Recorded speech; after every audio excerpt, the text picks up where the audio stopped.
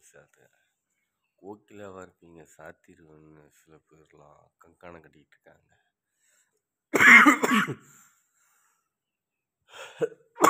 ஒன்னே ஒன்று சொல்கிறேன், கோகிலாவாக இருப்பீங்க, நடக்கும், அது நடக்கும். கம்பெனி சாத்த மாட்டேன், கம்பெனி நடக்கும், கம்பெனி நடந்தே தீரும்.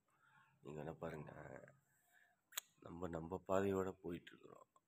ஆனால் நான் எப்படா கம்பெனி சாத்துவாங்க, எப்போ இழுத்து சாத்திட்டு போயிடுவாங்கன்னு காத்துட்ருக்குறானுங்க.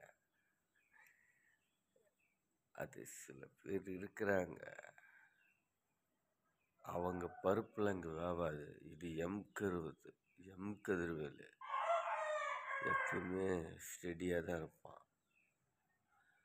அவன் இருக்கிற வரைக்கும் இந்த கம்பெனி நான் சாத்த மாட்டேன், இந்த கம்பெனி நடக்கும்.